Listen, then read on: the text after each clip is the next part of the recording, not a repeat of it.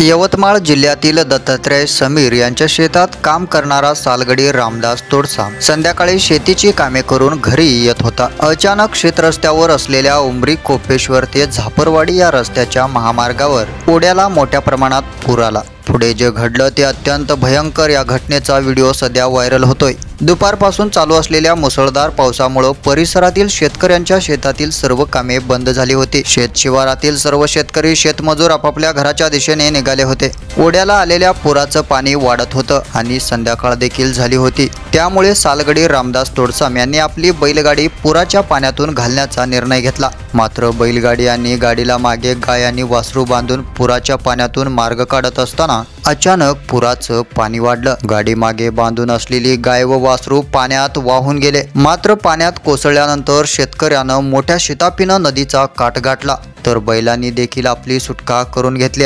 मात्र वाहून गेलेली गाय आणि वासरू यांचा मात्र दूरपर्यंत थांगपत्ता लागला नाही। या घटनेमुळे शेतकऱ्याचं मोठ्या प्रमाणात आर्थिक नुकसान झालंय।